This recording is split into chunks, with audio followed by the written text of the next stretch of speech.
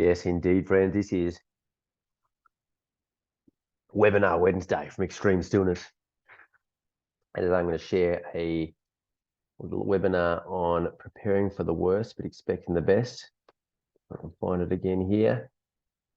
Where are we here? Yes, sir. Let me gather my tools.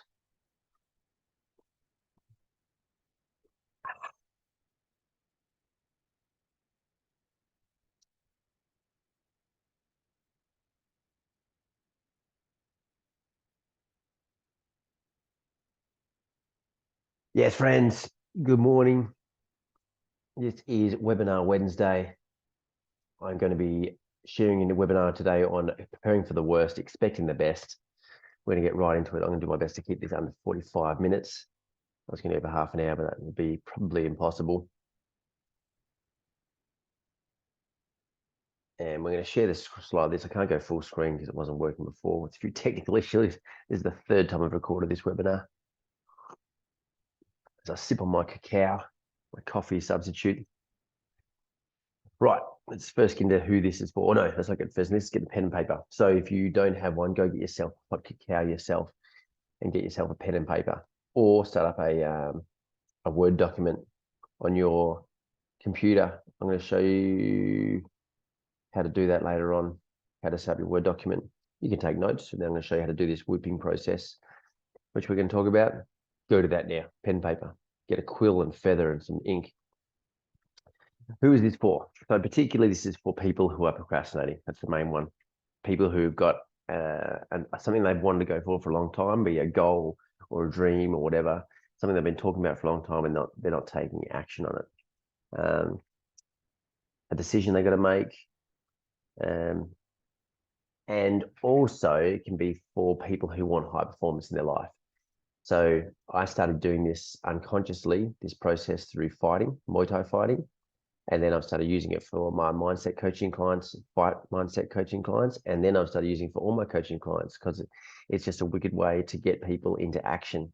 So it takes you out of victim of like, poor me, and it gets you into being the creator in action. So it's good for getting you moving. Can be goal setting in a way, but it's more about just getting you into the action space. This is the quote.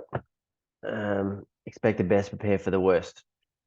I like putting it the other way, but this quote awakened something inside me that I realized I was doing unconsciously already through my fighting, and now I use it a lot. One of my favorite quotes. It helps me take this process and gets me moving when I've got some inner resistance or self-sabotage going on. So before we start, I'm going to tell you a little bit about the mind-body connection, and it's just as a useful tool to help you with some of the later information.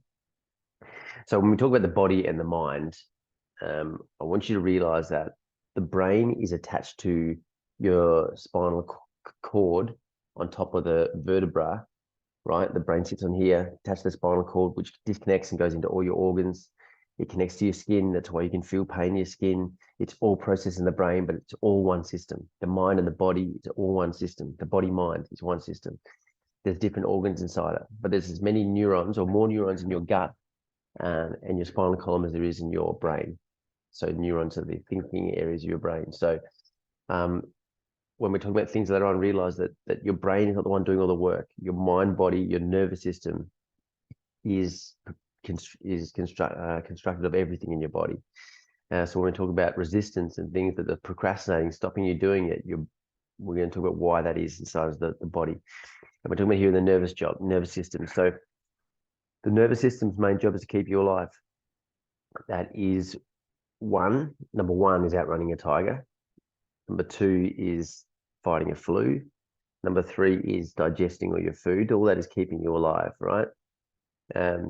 Stopping infection, all that stuff is keeping you alive. Number two is reproducing. So pretty much everything is keeping you alive. So when we say number one is running from a lion, the fight or flight response is number one. As in, your body will stop fighting infection and it will stop digesting food, even though that stuff keeps you alive when the lion's next to you. Because you getting away from the lion is most important, because if it wastes energy digesting food and you get eaten by the lion, you're dead. And so it was wasted for nothing. So it wanted to put all its energy into fight or flight mode. Now, the thing is today, in today's world, fight or flight mode is emotional as well as it's physical. In fact, it's always been that way, I'm sure, for humans. But today, there's not much physical danger. It's all emotional danger. We'll talk about it later, but that's the number one job of the nervous system, keep you alive. So when we've got resistance in our life, it thinks it's stopping us from danger. That's why we get resistance and procrastination. It's stopping us from danger. I'll skip this part here because I think it's going to confuse you too much in this short webinar.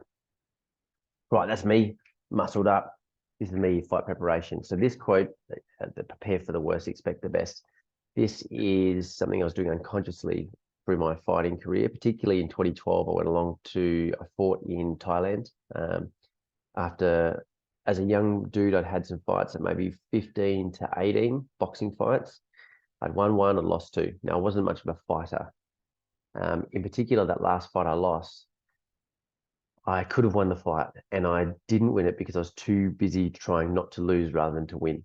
I didn't want to get knocked out in front of my friends, and I could have won the fight. I just didn't push hard enough because I didn't have that sort of grit in me. So I didn't realize it, but I really took that. I was really hard on myself and hated myself for that for a lot of years. And then maybe close to 10 years later, or maybe 6, 7 years later, about 24, 25, 2012, I fought in Thailand. And I went to Thailand and I said, I don't care if I lose or get knocked out, but I'm not going to leave that fucking ring unless I give everything. Like I leave everything in the ring.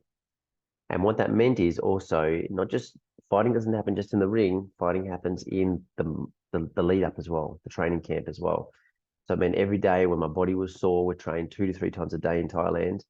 Get up in the morning, meant to go for a run, and my body's like, fucking just stay in bed. But I knew that on fight day, I'd look back on today and I'd say, did I really train and prepare as hard as I could have for this fight? On top of that, I was visualizing the worst dude I could imagine fighting. So I was imagining this scary dude covered in tattoos who was tall. In fighting, you fight by weight. So he can be bigger than you, but the way the same. So I was imagining the worst guy I could think of fighting, as in the toughest opponent I could imagine fighting. So I was preparing for the worst. And I won that fight. I knocked him out in the 4th round with a knee. I can't say I fought that well, but I was beforehand in the closest thing I felt to a flow state, like a performance state, where I was not scared at all. I've always been scared before my fights. I felt like I would be able to fight a heavyweight and no one could knock me out. I felt invincible because I had prepared this whole training camp. I trained constantly with my mind thinking, going into the future, preparing for the worst dude and getting ready for the guy that I think is the scariest guy I can fight, the hardest guy I can fight. And not just mentally going there, but making sure my body was ready for that dude. That was the start of this quote for me. Number 2, this is the art of charm. I went on to a pickup course in LA. It's kind of embarrassing to admit, but so I was started studying pickup or seduction, because I felt like I wasn't getting laid enough. And bought a few books as a younger dude. And then in 2015, I went along to this course. It's a pickup course, but it's not like a sleazy course. They taught you about charisma, basically, about best being the coolest dude in the club, having the most fun in the club, enjoying yourself and making other people feel good. One thing I learned in this course that I want to relate to this webinar is something happens when you approach, as a man, you approach beautiful women. You would have felt this before, the fear of approaching women. And this is another touch on the fact that we are scared as much of emotional rejection, social rejection, as we are of physical pain, sometimes more. So if you go to approach beautiful women, if you're not a confident dude, you feel fear in your body. What they taught us in this camp is a few things. One, you go immediately. As soon as you see them, you go. You don't give yourself a chance to doubt. And number 2, what they taught us is we were imagining, if they were teaching us to imagine it going right. In that 1 second you've got to walk to them, we're practicing in our mind that approach goes well, that they like you, think you're funny, charismatic, whatever. And when you expect that, you're visualizing this outcome. When you're walking over with confidence. Your chest is out, your shoulder back. When you're feeling fear and you're imagining it going badly, you're walking over nervously. And so the way you walk over changes the way they react to you. this is how like our emotions affect the world around us. So it taught me that when you're visualizing the best, it changes the way you approach things. Okay. It's something very strong for me here that clicked in the way we can practice going into the future. And I'm going to talk about later how I think we're time travelers. Humans are time travelers. The third thing, ayahuasca is a plant medicine from the South American rainforest. It's a vine and mixed with an acacia brew, but basically you drink it in the shamanic settings. There'll be a shaman and people are sitting drinking it. And it's a hallucinogen, 4 to 8 hours of hallucinations. And often those hallucinations can be very challenging. Either you face your deepest fears or painful memories, or you're working through trauma or letting go of trauma. Can be very beautiful, can be very hard. It often gives you very tough lessons, sort of tough love. So what I tell people is when you're going to go try ayahuasca, if you are prepared to face your deepest fears, then you're ready to go sit with, we call it the mother, the medicine. So my first experience with ayahuasca was I saw myself going to prison and being raped in prison. That was basically my deepest fears. Now, that wasn't for the whole 6 hours. That was for a portion of it. I just want to show you, it takes you vividly to these hallucinations. It made me realize, one, that no matter how bad it gets, we can handle it. What I realized in that session is, okay, if it gets that bad, it's going to suck. But we can handle it. We can handle our deepest fears. It doesn't mean to say we're going to enjoy it, but we can handle it. And this is the level, if you're willing to, it showed me a level I can go to as far as preparing for the worst. When I think about goals or when I'm feeling resistance, you can go to the worst case scenario and really live it out in your mind. And you think, oh, well, if I can handle that, I can handle this stuff that, the resistance is normally about a bit of social anxiety or failing. I can handle that if I can go to these darker depths of my mind. And I'm going to show you how to do the same. This slide here is about a philosophy of mine. I've written there, everything I'm saying is bullshit. This is simply my philosophy. Everything I'm saying is bullshit. A lot of the stuff is medical facts, like we do have more neurons in our gut than our brain. But just take everything with a grain of salt. I think there's some good information here that you wouldn't have heard before that will be of service to you. But just take it with a grain of salt. Often when it's my philosophy, I'll do my best to remember to tell you that. But this is my philosophy here. So I'll quickly tell you this. A sperm, which I've got a little picture of there, which is pretty fun, is too small for your eyes to see, right? But it has enough technology in it that you look like your father when you're born, okay? An egg, the egg that you were inside your mother, that was inside your mother when she was inside her mother. So your egg was inside your grandmother, right? Because your mum was born with the egg inside her. So let's say at least 3 generations of emotion of you are inside the body of your grandmother. They say 7 generations of trauma is passed down through generations. Now, just bear with me here. This is woo-woo stuff. I just want you to get to the fact that it makes sense that a human and all animals would want to pass down their trauma down generations. If you go through something challenging, fearful, maybe that you think you're going to die, and you find a way of coping, emotional way of coping, physical way of coping, whether it's a good way of coping, a good way or not, it worked for you, it makes sense you want to pass that down to generations, to the people below you, because you want your generations to live on. This is the nervous system. Job is to reproduce and pass on healthy offspring. So you want them, whether it's how to avoid a lion or how to avoid social rejection, because we say back in the day, tribal days, social rejection meant that if you got outcast from the tribe, you're probably going to die. That's the theory. I don't know how true this is, but this is the reason behind perhaps why we're so scared of social rejection, and we're emotionally scared of things happening.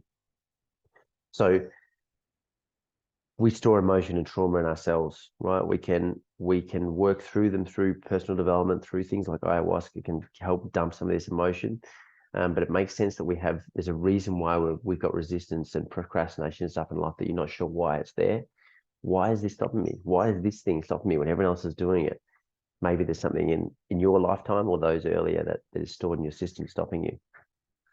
And I've written there, why does our brain revert to the negative? So it makes sense. As I said earlier, the nervous system wants to keep you safe first. It would rather you are hyper alert and you run from like a frog in the bushes rather than you're dull and the frog is actually lying in the grass, right, making a noise. It would prefer you to run from a frog than to get eaten by the lion. So you're better off you're hyper alert and focusing on the negative and alive than focus on the positive and everything's all good, but dead, right? There's a reason we go negative first. There's a reason why your brain goes negative, and that was one of the things I said about who this is for. This system is for people who are constantly negative, focusing on the negative, not the positive. This is a system that can make the unconscious conscious and get that negativity out in front of your eyes so that you can actively work on it. Resistance, turning the unconscious to conscious. So first of all, there's some wicked books written by Stephen Pressfield on this. The War of, I've got it in the room, I should have gone and got it. The War of Art is one, Turning Pro is one. What's the other one? Do the Work is one. He writes really well on what resistance is and how it's going to show up in your world. And basically, anytime you're chasing a goal, anytime you're chasing your purpose, resistance pops up in a way that is, as David Goggins says, your brain knows the best way to sabotage you. It knows the best ways to get into your inner core, you know, the right words to say. So why don't we do what we should? This is, again, touching on this thing that we have. If you have set a goal in your mind's eye about what you want, and then it comes on doing the work to achieve it, and you realize all the ways you can fail, it's the emotion attached to the fear of failing, the fear of getting hurt, the fear of physically getting hurt, emotionally getting hurt. That's what stops us taking action. It might just feel like, oh, I don't really feel like doing that anymore. But if you slow down, we do this in coaching sessions. I do it with coaching sessions with my clients. When you slow down and you tap into your body, you'll feel there's a resistance, a literal resistance in your body. Normally a tightening of your gut or like a closing of your chest. There's a fear there often. So this is what stops us taking action. This is what stops the momentum moving forward. And so what we want to do is get that unconscious resistance and we want to put it into consciousness, okay? So I've written there, like if you don't know why you're procrastinating, if you don't know why you're being a victim to the world, this stuff's all unconscious to you. We want to make it conscious so that you can work on it. By working on it, it gives you control over it. And this is how we're going to do it. Whooping, WOOP, standing for W is for wish, O is for outcome, O is for obstacle, P is for plan. And got a lady called Carol Dweck created this system, and it's super cool. It's super duper cool. That's what it is. The wish and outcome part is, just writing down the goal you want pretty well. The part I'm excited by is the obstacles and planning part.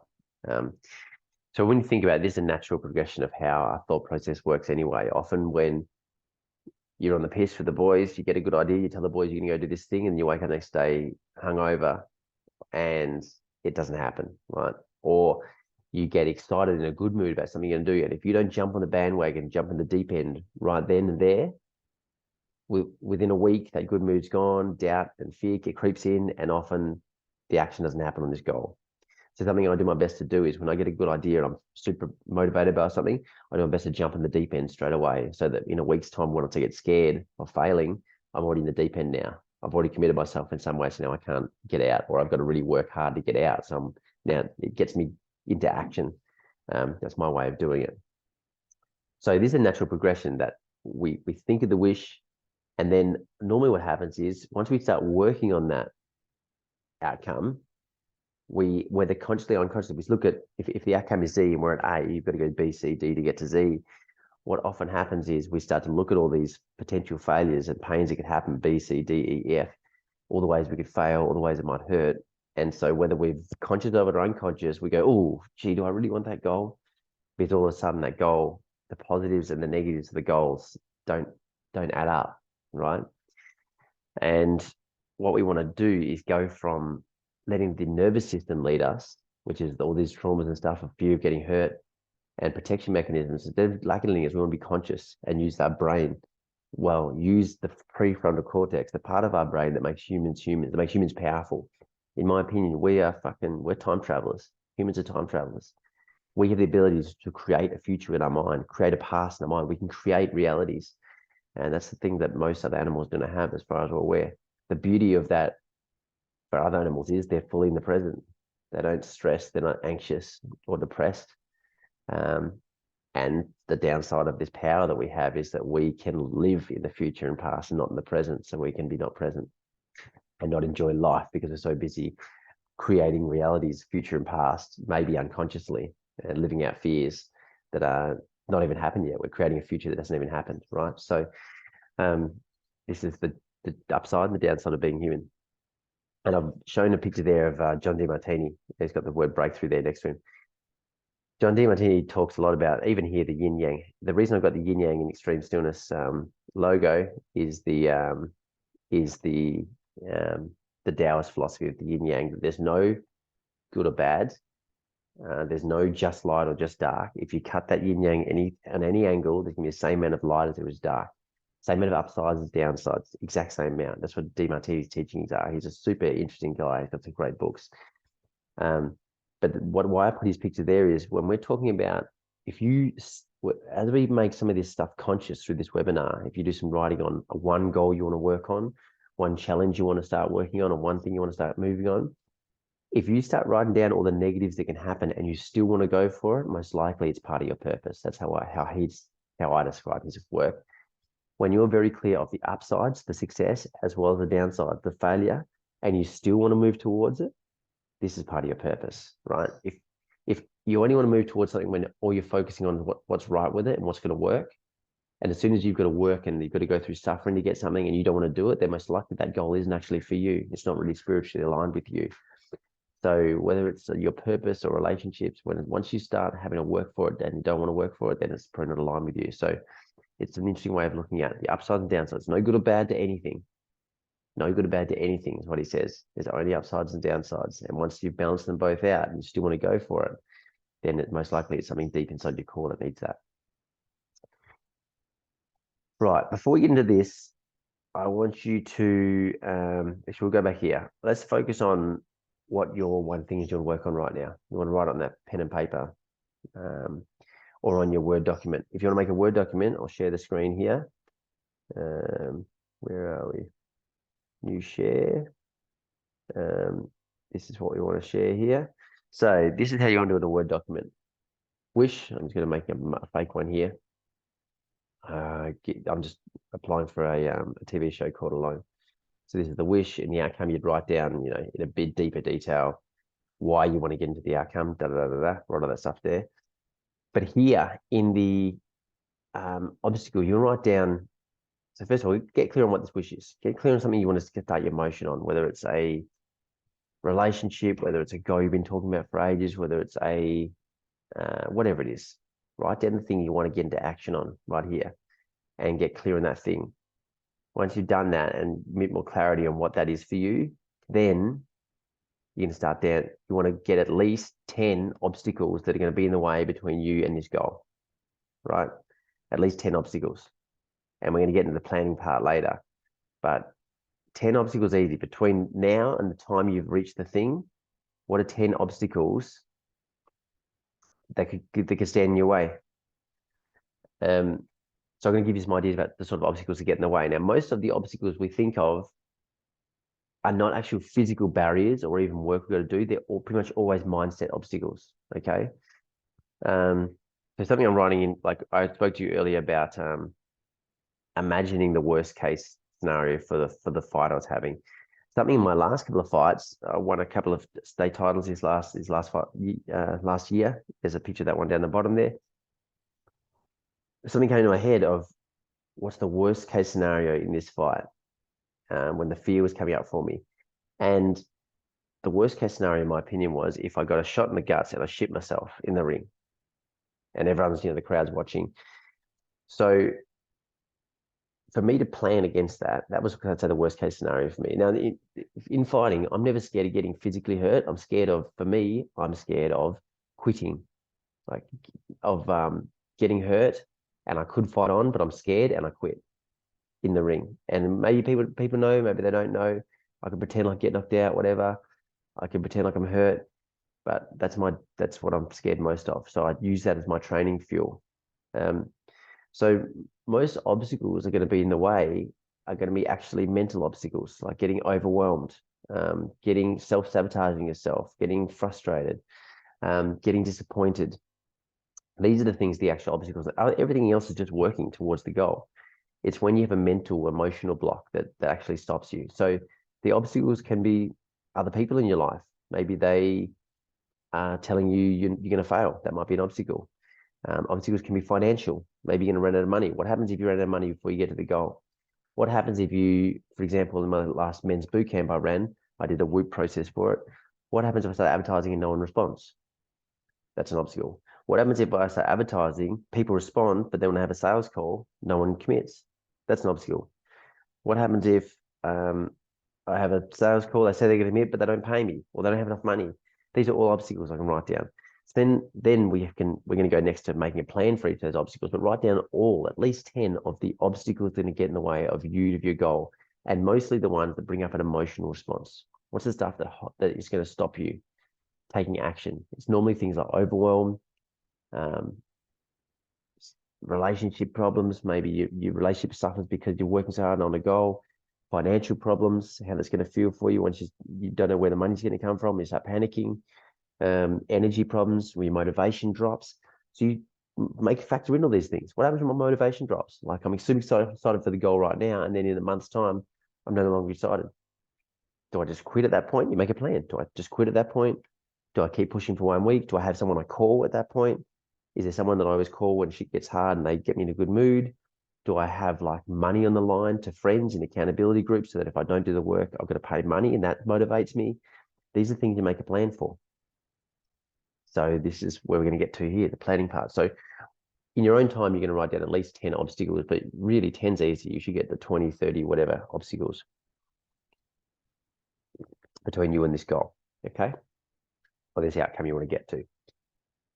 So here's the planning part. As I said earlier, humans are time travelers, in my opinion, right? We have the ability to create realities in our mind. And if you focus your mind enough, if you slow down meditation so you're not so fucking distracted, I could ask you right now to quickly imagine going to England in the 1880s. You would just go there. You just went there when I said it, because you have to imagine whatever you think England looks like in the 1880s, right? And you went there. We can create a reality like that. We can create a different time period. So when we're talking about planning for these obstacles in the way, what we're actually doing is you put yourself into the future to work through the challenges in the future. You go into the future as you, and you work through the challenges, premeditate them, right? So for each of those obstacles, you want to set out a number of plans you have for them. As Brian Johnson says, as far as being anti-fragile, you want to have a number of, someone who's super anti-fragile, is resilient, is he has an obstacle. He doesn't just have one plan A. He has plan A, plan B, plan C, plan D, plan E, plan F.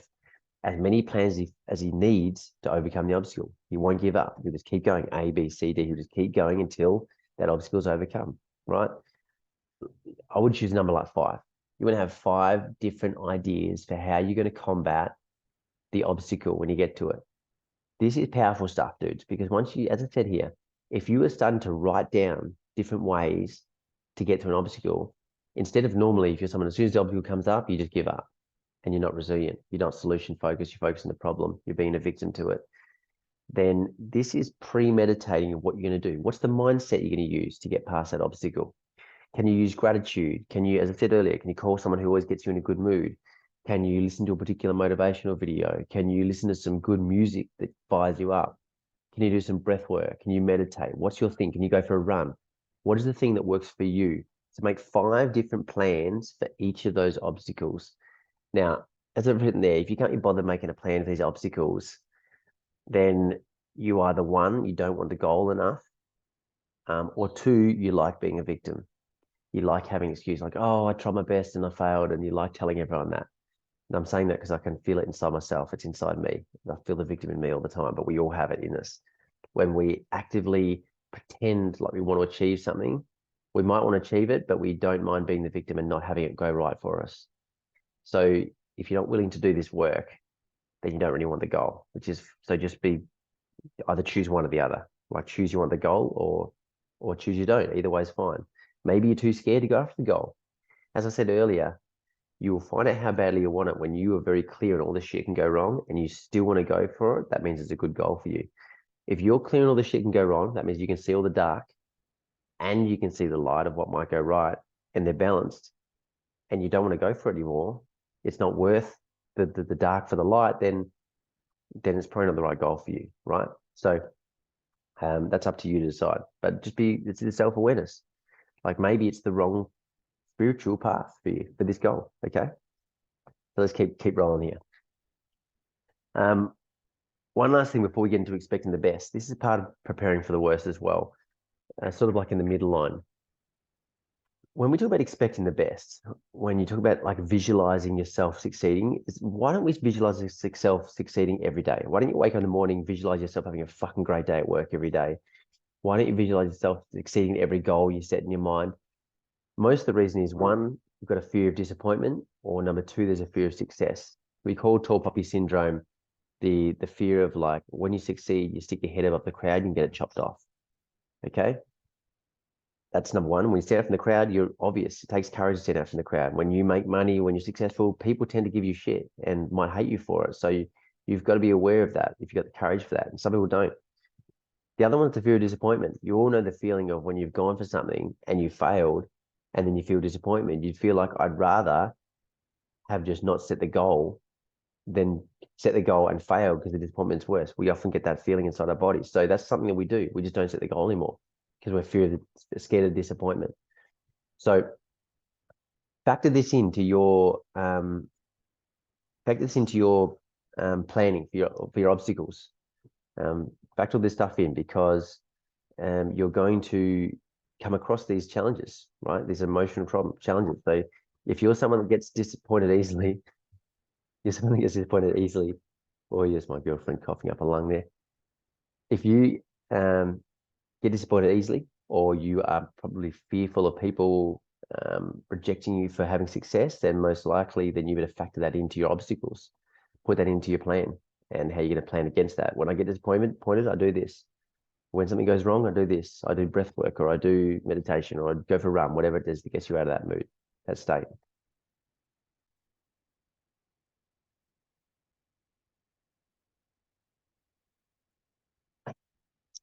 What next? Law of attraction. Let me just quickly.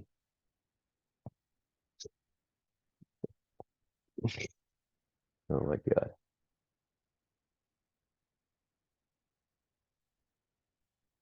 All right. Right, we're back. Yeah, if it's done a thing. Screen sharing. Here we go. So this is the law of attraction, expecting the best.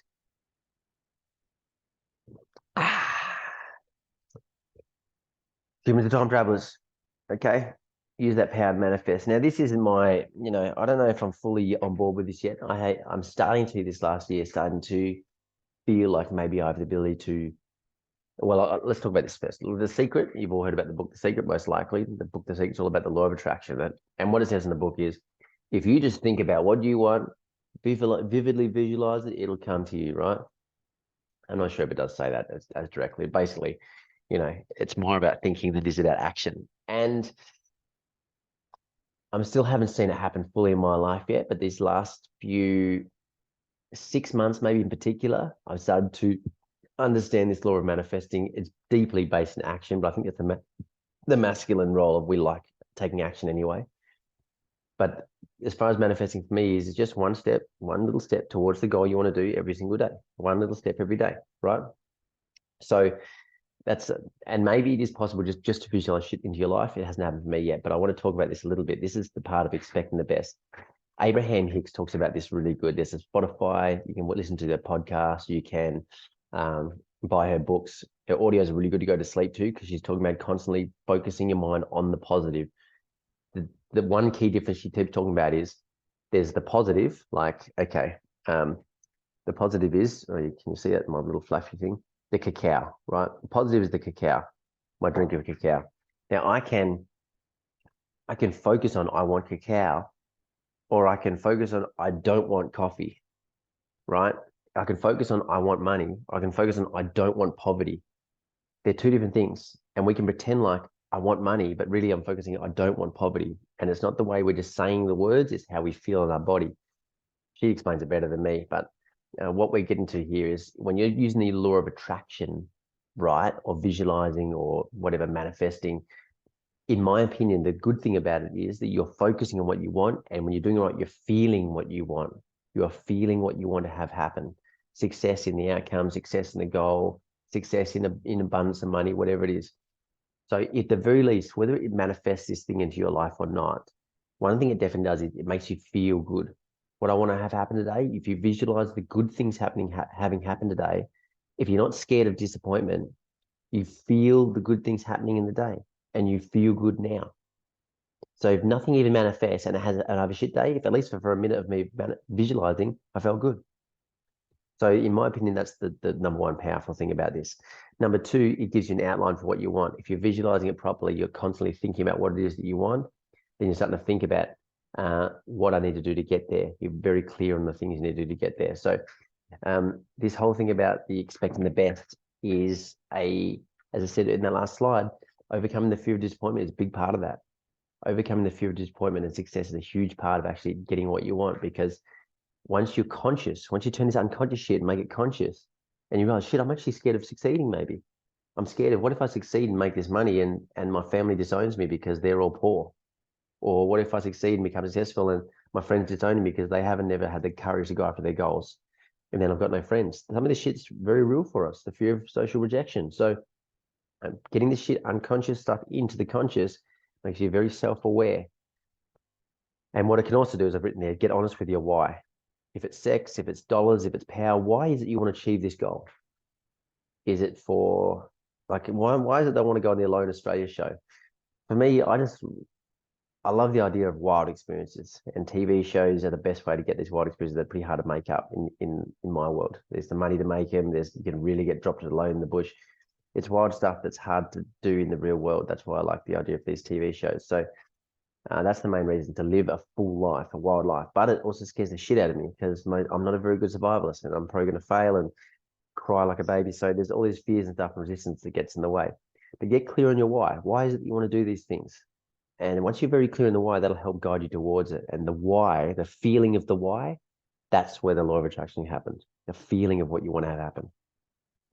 Now, on top of all this, I want to talk about, I'm mainly speaking to men, obviously, maybe some women are watching, but is this idea of expect the worst, prepare for the worst. The thing is with men, let's talk about masculine and feminine here for a second. The masculine is motivated by challenge, the feminine is motivated by support. So here's an idea of masculine challenge. When I went to a Muay Thai gym, Hammer Gym in Melbourne, who's a very high-level Australian champion and big name in the kickboxing community, I went to one of his classes and he said, in one of the classes, he was teaching class and said, if you can't do this kick yet, you should be able to just get better, just be better. And I was like, whoa, wow. I've never heard someone say that before. It's always like, oh, you can do better. Like, just work a bit on this. That's feminine. Oh, yeah, support. You know, you're doing all right. The masculine, just fucking get better. Get to this level. And it cuts out all the bullshit. For if you're a masculine person, here's the thing about masculine and feminine. A man can be feminine. A male can be feminine. A female can be masculine. But generally, most males are more masculine. Most females are more feminine. But it doesn't matter. You can be somewhere in the spectrum. But the masculine likes having that challenge. The masculine, as I've seen the pictures in the bottom, bull riding, base jumping, UFC, it's all masculine dominated sports. We like the challenge. We don't want it to be easy and stuff. We want it to be hard. We want our opponent to be challenging. Like when I go for a fight, you don't want your fight to be really, even though you might appear it's nice to win, you want it to be a tough fight for a title. Like you want it to be like, a tough fighter brings out the best in you. It challenges you to be your best. So, you might get more motivated by shit going wrong. You might like stuff going wrong in your goal. It might actually motivate you more as a man, right? So think about what the goal is and realize that you might make the goal harder for you and it might motivate you more than making it easier. If you realize this inside yourself, this can open up a whole nother level of energy for you. It turns obstacles into power sources, right? If you start to think about it right, when stuff goes wrong, wicked. I want that to go wrong because it makes it harder for me. And when it's harder for me, I'm more proud of myself for getting the goal or for overcoming the challenge. So be aware of this stuff. You can find a whole new power source by making your goals harder on you. Being more aware of the obstacles. Like when I'm thinking about fighting a good opponent, getting myself to learning new ways of slipping the punches and picking up new game plans, it's exciting for me. It's more to think about. It's more of a challenge. It's good. So use this as a power source for you if it is for you, if you're a man. And I think that's the last slide. It is the last slide.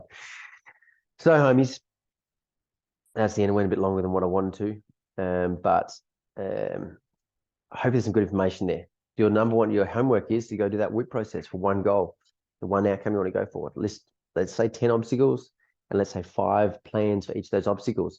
It doesn't have to be deep, detailed plans, but if you want to achieve this goal, the deeper you make it, the more chance you've got of achieving it. And the beauty of this WOOPing process, of planning in the future for future obstacles that may come up, is that you are almost self-authoring your future. This is as you're a time traveler. Humans are time travelers. You are time traveling the future and working through practicing how you make it through a challenge in the future. So you're practicing being the best version of you in the future. How does the best version of me overcome this challenge? How does the creative version of me overcome this challenge? You are almost like self-authoring a chapter ahead, 5 pages ahead in your own life.